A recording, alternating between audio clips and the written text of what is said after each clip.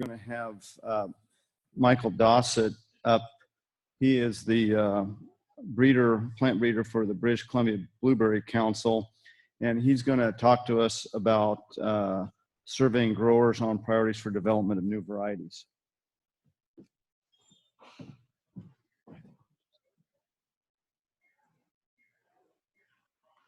All right, thank you.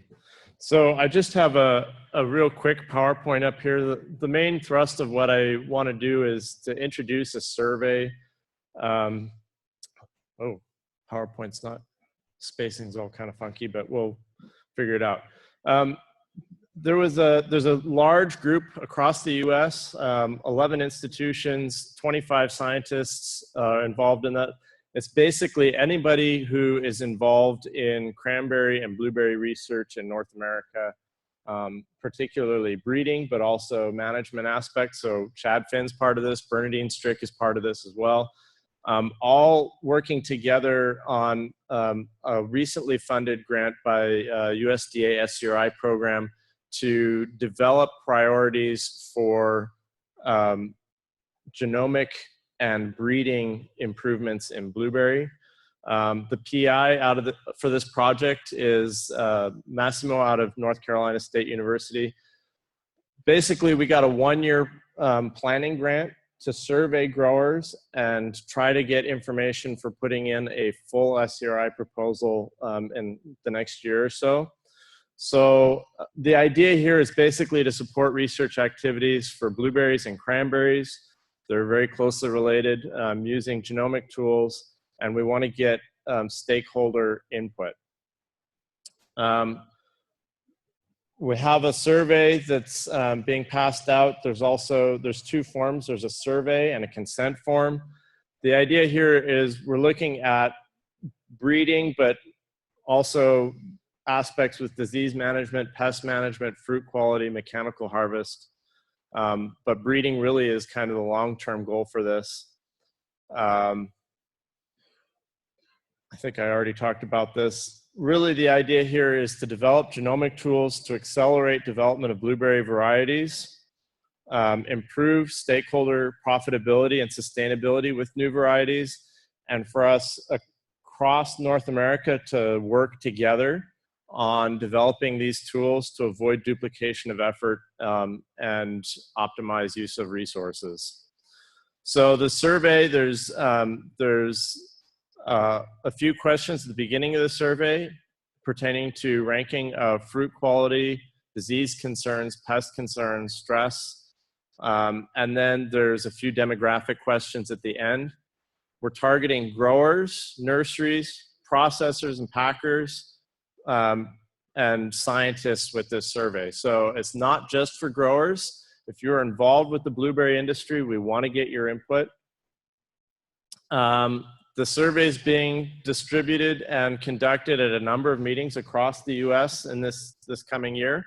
And then we're going to all meet in the spring to go over the results of the survey and sort of develop priorities for the next step. To keep the survey, the plan is to keep the survey completely anonymous. So anything that's published from the survey results will not identify you or your farm whatsoever. To keep it completely anonymous, the consent letter is on a separate form. So we're keeping it all separate so that the results are anonymous.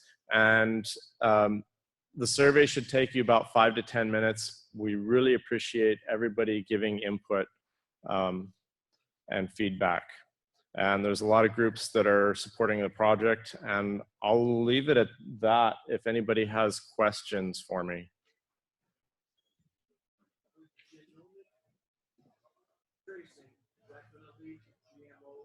No, the question was whether doing genomic markers and that sort of thing is going to lead to GMOs, and no. The whole point of this is if you compare blueberries to something like raspberries or strawberries, the blueberry genome is much more complicated, and the tools for identifying molecular markers for traits that we're interested in are much less developed. And so what we're really trying to do is we're trying to identify within existing blueberry germplasm that we're working with what genes control things like firmness and shelf life, what genes control things like resistance to mummyberry, resistance to botrytis, that sort of thing.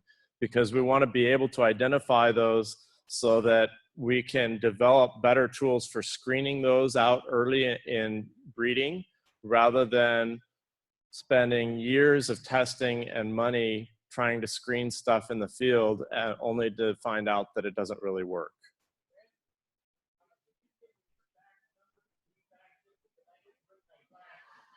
Yeah, Daryl, I can, you have my email address also. You can email it to me, but I can get a fax number for you to send it to me. Yeah. I don't have a fax number off the top of my head. I'll have to look it up and get in touch with you, Daryl. Any other questions? All right, I appreciate everybody's feedback, and what we'll do, I think, is at the end of this session, we'll go around and pick up the forms.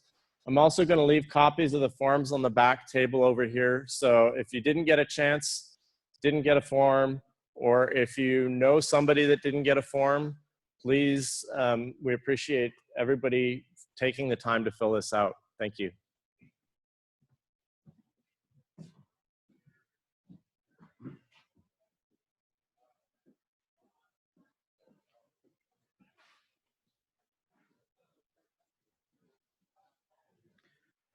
So the